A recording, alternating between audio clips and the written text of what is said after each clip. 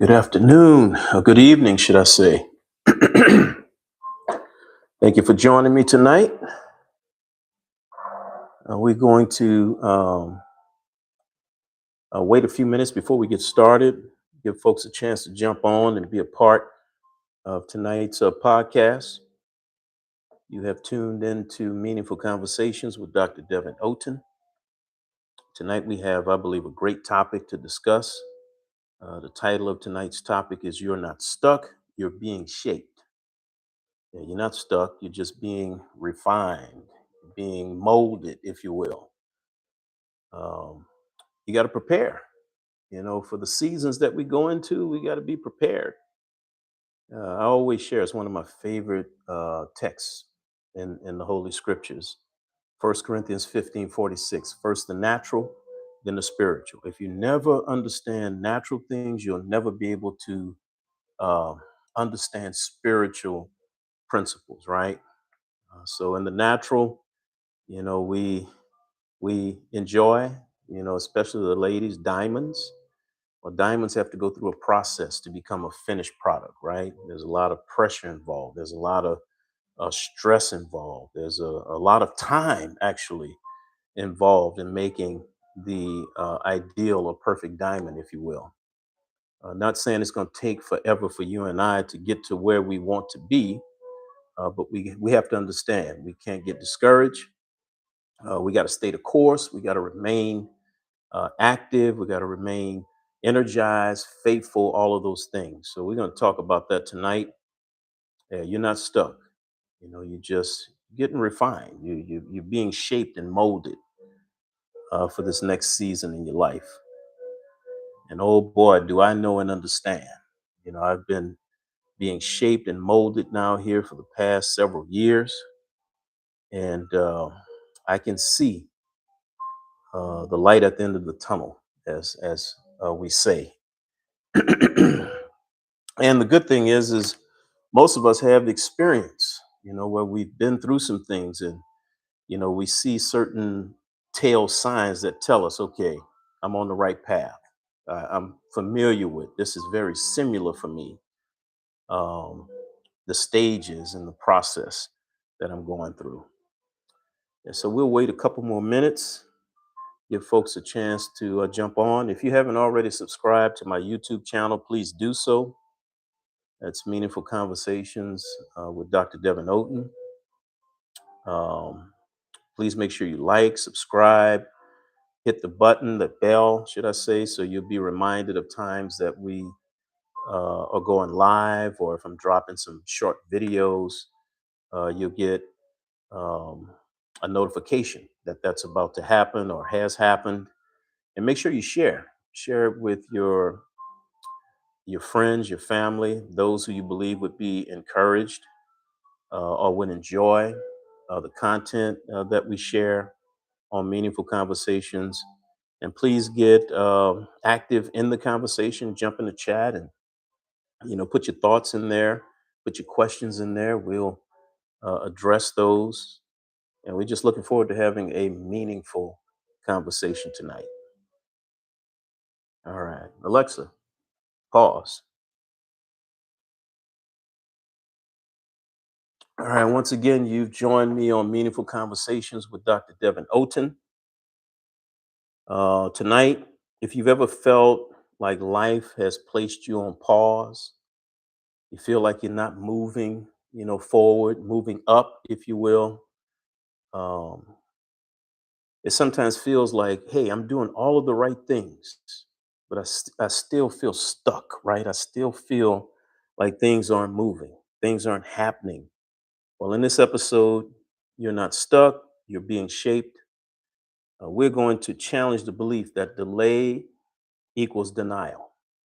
Instead, we're going to explore how seasons of pressure, waiting, and uncertainty are often the very spaces where growth, character, we're going to talk about that one there, character being developed, and purpose being formed in our lives. Eh, I would imagine all of us can remember times that we went through some things and it really prepared us for the next season. It gave a light went off, a switch was hit, and we said, you know what, man, I needed that to happen in my life so I wouldn't make this particular mistake, or that I'd be prepared to walk in this particular season of life. Now, as we're going through it, we don't see it that way. It's like, man, why do I have to go through this? And of course, for us as believers, we know that God won't put anything on us that we cannot handle. He's going to give us a way of escape. He's going to give us resources to make sure we are ready and prepared to move forward, even in all of the tribulations, the trials, the stress, right? So, this conversation tonight is basically for anyone. I want to say that again, anyone that feels like they're navigating a transition in their life, a disappointment is happening in your life, or a season that just does not make sense to you at this time, but still believes something greater is on the other end of this trial. Something greater is unfolding for you and for I on the other side of this season, if you will, that we're in. And I'm going to use that um, quite a bit tonight, that term season. And remember, I said, one of my favorite scriptures, I quote it almost every day. 1 Corinthians 15:46, excuse me. First the natural, then the spiritual. So in the natural, we have 4 seasons, right? Each one of those seasons represents something, right? Fall represents the next stage. Hey, we're getting transition prepared to go into winter, but things get more difficult. Things such as vegetation doesn't grow, depending on what part of the world that you're in. So you have to make sure things are stocked up, things are prepared as you go into winter, right? And then we have spring. That's when the snow begins to melt, the birds come out again, flowers start blossoming and blooming. And then we come to summer, right? Where we have, sunshine. We see transition. The leaves begin to become green, and, as we go into spring and then into summer.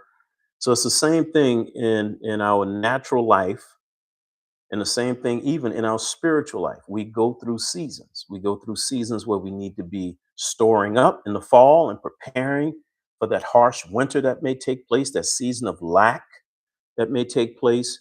And then spring, we get ready to start planting and get ready to start doing some things that will bring about a harvest, if you will. And then, of course, summer, generally, you begin to harvest what you have planted, and you, of course, use the resources that you use to store up in those difficult times. So, same thing in the spiritual, right? We have those times where we don't feel motivated to be spiritual, to think spiritually, to act spiritually. Uh, and then there are those times where we just have, the complete joy of the Lord. We jumping up, we rejoicing. We feel a certain way in that season. So it's the same thing in the natural, in the spiritual, in the soul, the mind, will, emotions. We go through all of these seasons, but we can't give up. All right. So thank you. Welcome back to Meaningful Conversations. Happy New Year to you. I know we had a chance to spend some time together on New Year's Eve, and it is my prayer and my hope that everyone had a great New Year's celebration. Of course, Michelle and I, we were on our knees when the New Year's came in, just praying and thanking God that He brought us through another year, and just hopeful for the next season that's coming up. And I hope you did some fruitful things like that as well as you prepare for the next year. So, in today's episode, if any of you feel frustrated, overlooked, unsure about what's next, if you've ever said, I feel stuck, I want you to lean in, lean forward, because what feels like stagnation may actually be preparation. Write that down. What feels like stagnation is preparation. What looks like delay is development. Write that down. What looks like delay is development. You're being developed, molded, shaped, prepared for this next season. I used to use this term when I was pastoring, that we can pray to become a millionaire, but if you're not prepared to be a millionaire, like many people who win the lottery, there's so many stories. People win millions of dollars, and 6 months later, a year later, 2 years later, they are actually broke and back in the same position they were in prior to winning the lottery because they were not prepared to be a millionaire. Hopefully that makes sense. What feels uncomfortable right now, I tell you, I feel very uncomfortable right now. There's a number of things I expected to happen in my life that have not happened, but man, I am still so hopeful because I know um, I've been through seasons like this before and I've come out on top. That's my testimony, that's my story, and I believe that's what's going to happen even moving forward. So if you've ever said, I feel stuck, make sure you lean in because what feels like stagnation may actually be preparation. And today we're talking about why you're not stuck, you're just being shaped for this season. So, it's our um, tradition to go into data, and research in psychology shows, growth happens under pressure. Post traumatic growth often occurs after adversity, leading to increased resilience, clarity of purpose, and stronger relationships. Waiting seasons, those seasons where we feel like we're stalled or we somebody pressed the pause button on us, those seasons we're usually developing character, getting the necessary character in place before the opportunity actually hits us, right? So, studies in leadership development.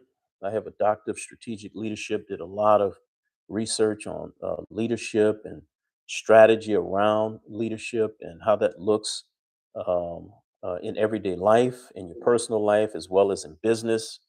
So, studies in leadership development show that emotional intelligence, patience, and decision making maturity often are refined or developed or matured during slower, more reflective seasons. I want you to think about that. Reflective seasons.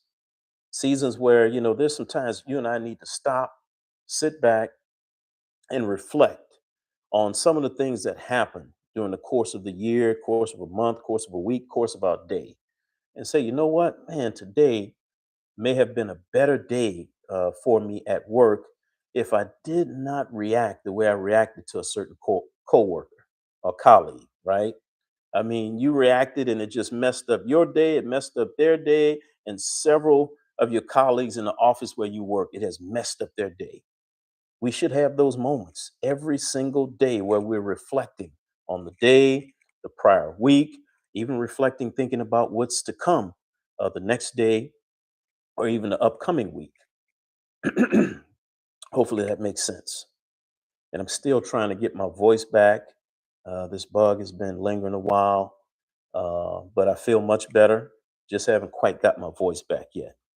So those waiting seasons, those are the seasons that we are developing character before our opportunity hits or before that door opens for you and I to go forward in that season.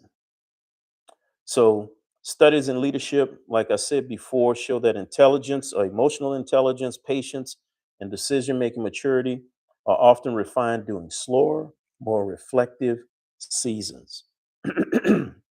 Discomfort, when we like to be comfortable. We are creatures of habit. We like things to be succinct, we like things to align. We want to be comfortable, right? You're in your house, you want to have air conditioning if it's hot. You want to have um, a heater if it's cold, right? Um, so we are creatures where we're looking for comfort, right? Baby, I can hear you down here. So neuroscience suggests that learning and personal growth are strongest when individuals are pushed slightly beyond comfort zones, not when everything feels easy. Isn't that something? We grow, we stretch, um, we mature when we are in uncomfortable situations, because when you're in uncomfortable situations, now you have to get activated. You got to think about, how am I going to get myself from this position of uncomfortable to being more comfortable. If you're comfortable, you're never challenged, right? To expand and grow beyond where you are at this current time. So neuroscience, it suggests that, greater levels of learning, greater levels of personal growth are strongest when you and I are pushed slightly, or even more slightly, beyond our comfort zones. Not when everything feels just right, not when everything is comfortable, everything is easy. We begin to kick back on our laurels. We begin to relax.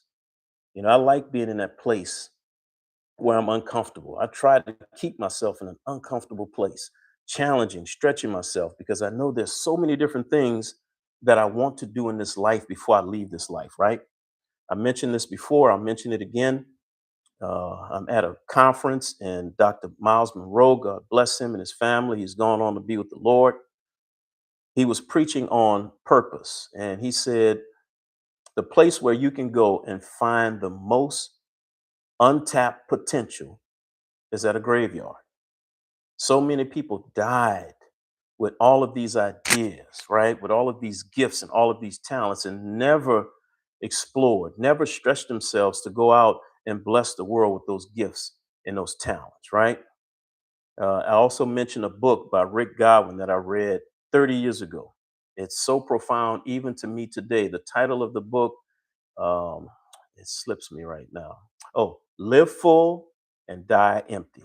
Title of that book, Live Full and Die Empty. So it's a purpose for me every day that wake up. I want to live that day full. And at the end of the day, I want to be drained of every ounce of potential that I had. So now I can get on my knees, I can pray, I can rejuvenate, I can study the scriptures, I can read some self help material, whatever it is that gets you and I going.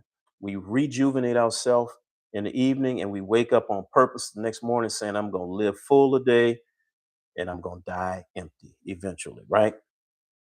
So, from a faith perspective, um, and of course, I can't get away from faith, man.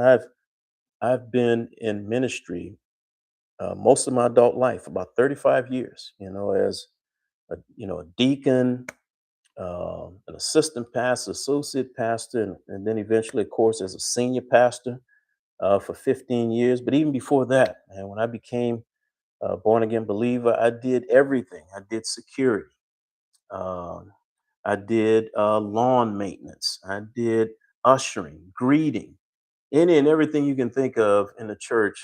The Lord put me in position to be there, so I'll have that experience, have that knowledge, have the empathy to work with people in different stages of their spiritual development.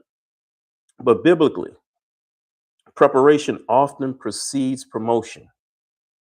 My pastor used to say that all the time, Apostle Leonard Lucas, man. He said, you know, before there's promotion, there's always preparation.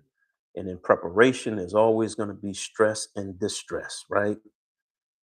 And going back to the example I used earlier about a diamond, the perfect diamond or a good diamond has to go through years of stress, years of pressure, right? To become this artifact that's so valuable to so many people. And that's what you and I are doing. We are developing our character. We're developing who we are supposed to be in this life so we can be a blessing, right? To our families, to our communities, to the world, right? Your gift, believe it or not, is for the world in some capacity. All right. So, preparation, when we talking about biblical theology, preparation often precedes promotion, and all of us are shaped privately before we are put in position publicly. Write that down. We are shaped privately before we are put in position publicly, right? I can think of times that I had a lot going on, a lot of stuff, a lot of pressure, um, a lot of tribulation, if you will, a lot of stress. And man, at the end of that season, I was really a better person for it. I was better to my family, better to my church community, better to the community at large with the work I was doing in the community. I just was made better because I had gone through those trials and that stress, right?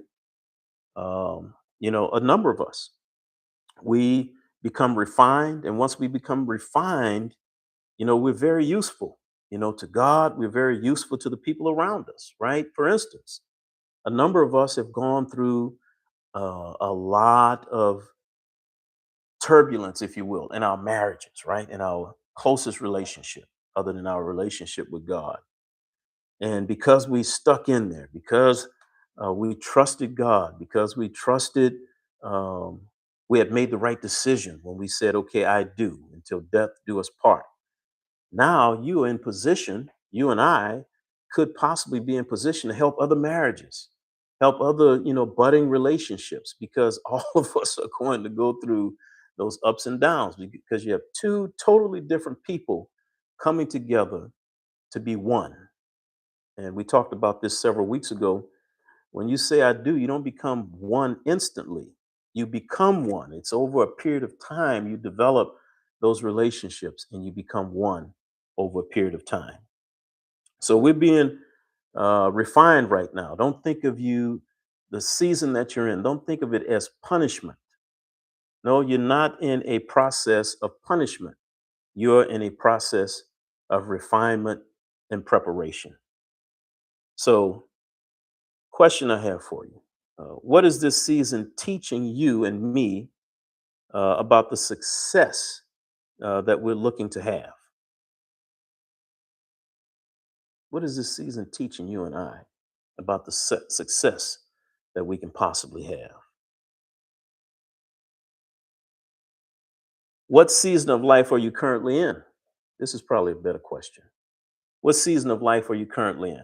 Are you in a season of pressure, a season of waiting, a season of rebuilding, or a season of stretching? Now, we've talked about all of these different stages early on in the podcast.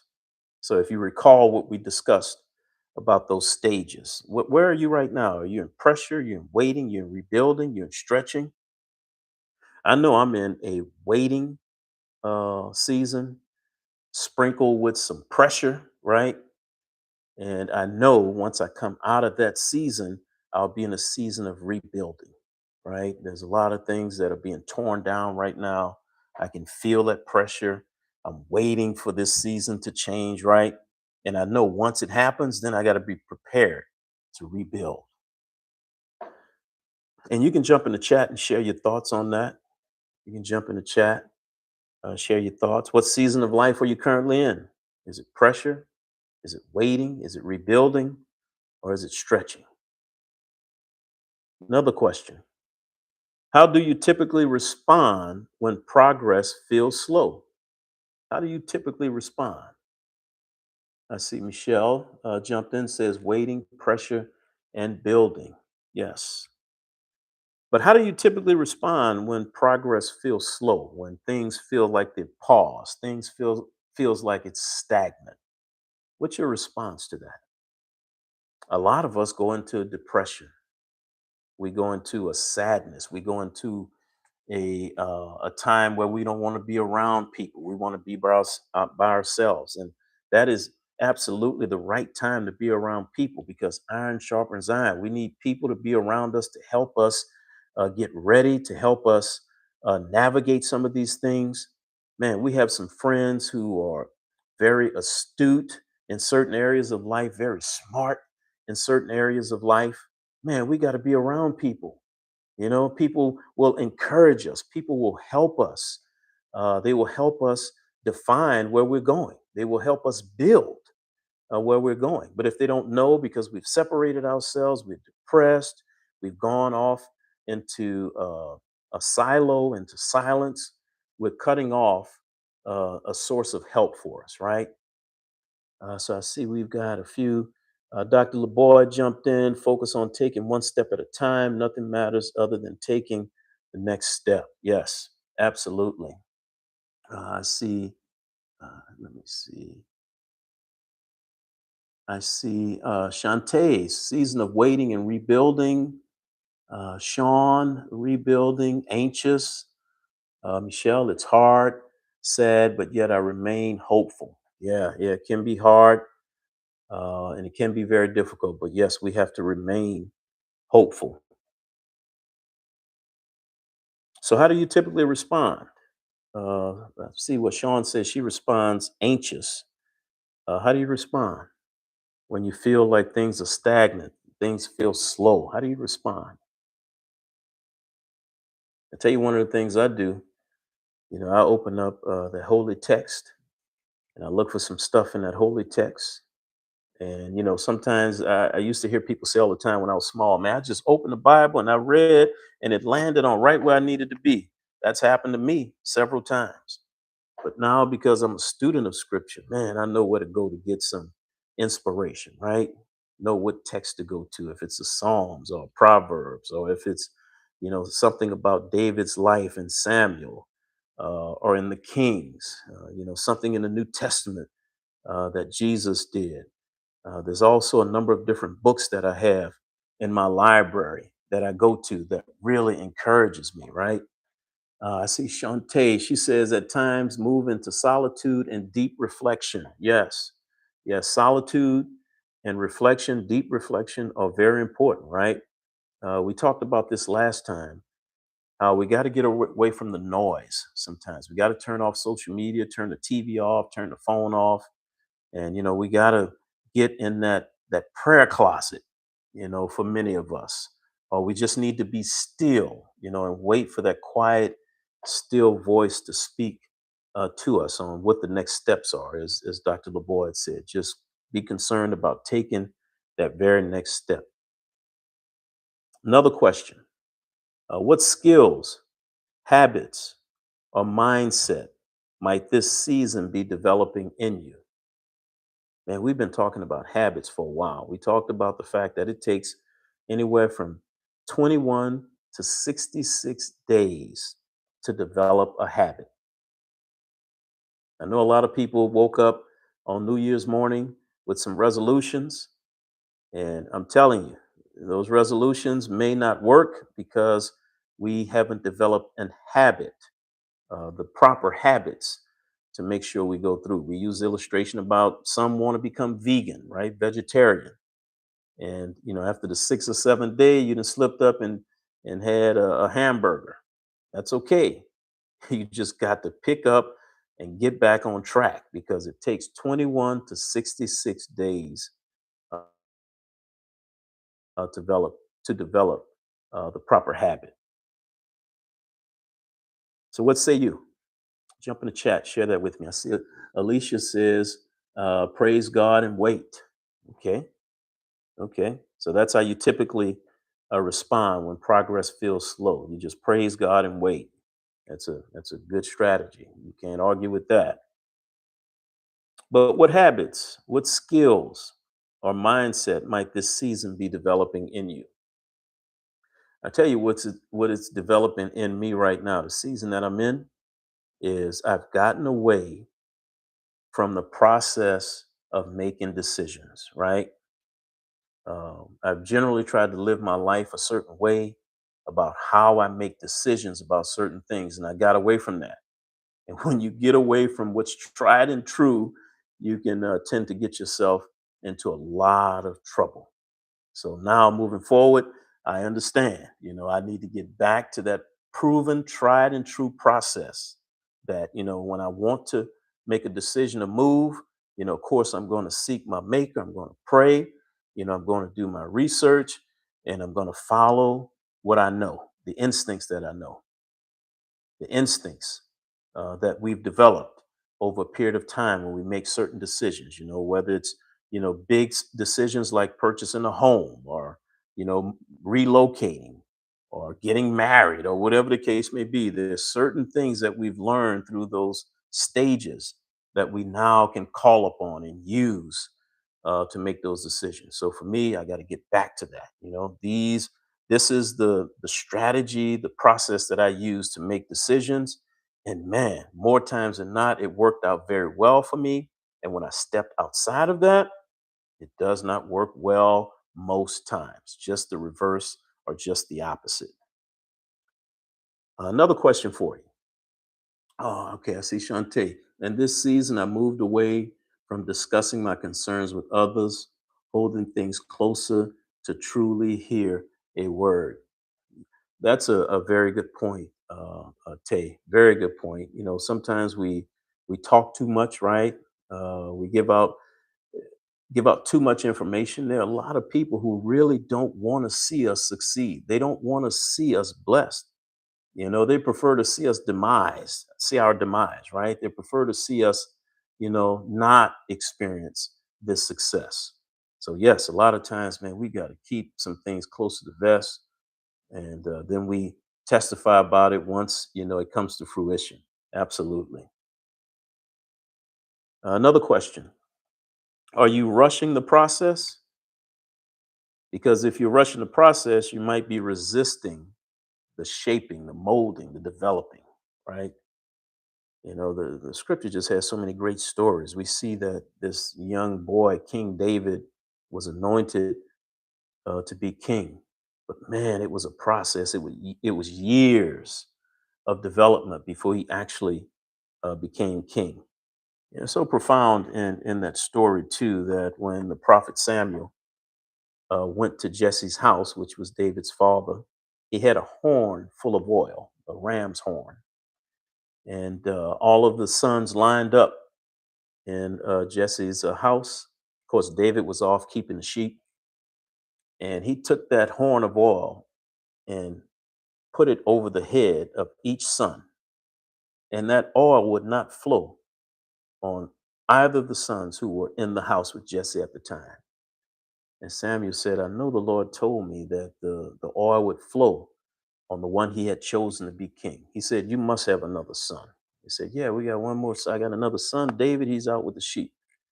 Samuel said, we will not sit down and eat or drink until David comes. When David came, he took that horn of oil and it poured out on David. Yeah, I guess the reason why I shared that is because what's for you is for you, right? Nobody can take from you what's for you.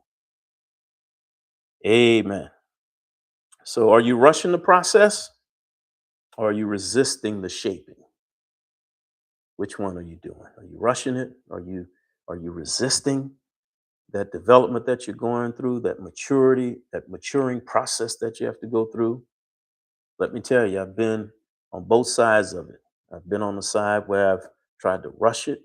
And man, every time I've tried to rush it, I got myself in a whole bunch of trouble. Man, patience, I used to hear all the time. My grandmother would say, patience is a virtue. And as a young man, young boy, I was very impatient, you know, like a lot of us when we were younger. We were very impatient, couldn't wait, had to have things right then and there. Thank God I developed some patience and still developing patience. And I know a number of you on here right now say, hey, I know you still got challenges with patience, but that's okay. I'm not a finished product yet. Neither are you. All right, last question. What would change if you trusted that this season has purpose? What would change? If you really believed, if you really trusted that this season that you're in, it's a purpose, it's working out for your benefit, what would change? Shantae, Lord knows I can rush a process, pray for me, but am developing this discipline. Yes, absolutely. We've all been there, right? But what would change if you really knew, if you really trusted that the season that you're in, it has some greater purpose for you? I tell you, I had to lean into that, brothers and sisters, when I was in my doctoral program, and just doing all of this research, all of this writing. It was really taxing, and sometimes I was like, was I supposed to really do this at this time in this season? And what kept me going is I knew that there was a purpose on the other end of this journey that I was on, right? And I can remember when our doctoral program started, our very first class, um, the director of the program was our instructor for the very first class. And that very first assignment that we got was a 40, was it a 40 page or 40,000 word paper we had to do? Can't remember what it was. But anyway, one of my classmates called me and said, "Man, after the first week, do you realize half of our classmates dropped?" I was like, "Really? I didn't know that." Because I'm trying to focus on what it is that I'm doing and where I'm trying to go. And it was designed like that. I learned later that the program was designed like that because even though on paper people, had the qualifications to meet the criteria in the program and succeed in the program, you need to know they didn't want to waste your time and waste your money. When you come in here, you're going to do a lot of research, you're going to do a lot of writing, right? Um, and a lot of people saw that immediately and said, you know what, I need to find something else to do. So you and I should be in that position. God's going to put some stuff on us, but He won't allow anything to come up on us, excuse me, that we cannot handle. He will give us, the wherewithal. He will make a way of escape for us to be able to get through it. And we just got to know that, He's at our, by our side. He's guiding and leading us, and that we have this great, great purpose. I still believe in purpose. Each of us has a tremendous purpose before we leave this earth, right? All right. I want to thank everybody for joining me tonight. I'm still working on a couple things. I want to bring you guys on with me, to share your experience and share your expertise with us. Of course, Dr. LeBoyd, I want you to come on, man, and really help us help our community in terms of how we um, not only just health, because I know you're a medical doctor, but also, you have a big vision for community. I know several others of you, you have just these great gifts and talents. I could go on and on and on, and I want to bring you on to share some of those things with us. Shantae, you could really share with us, how to maneuver through corporate America, right? How to make the proper decisions on where we go and what organization we hitch our wagon to, if you will, and so many others. We there's financial experts on here who can come in and really share some things with us about how we get to that next level, right, financially. So, putting that together now, getting all the technology in place so we can start doing that hopefully by the end of January. So don't be surprised if I'm calling you and asking you to come on with me to share some things with our community as we continue to develop, mature, and grow my podcast, Meaningful Conversations with Dr. Devin Oten. Please subscribe to my channel. If you haven't been to my channel, Meaningful Conversations with Dr. Devin Oten, go to YouTube, look me up, subscribe, like, hit that bell so you'll be notified when I go live or when I drop a video excerpt of something that may have caught my attention. And make sure you like, make sure you share it with your family and friends. Make sure you comment on it. That helps the algorithm as well. Excuse me, when you engage with the content, right? Let me see. I'm reaching out. Shantae says my outlook is changing. My role is kingdom building through my gifting. So I'm shifting my steps to be completely aligned with His purpose through me. This is my testimony. Yes, amen. Amen. Yes.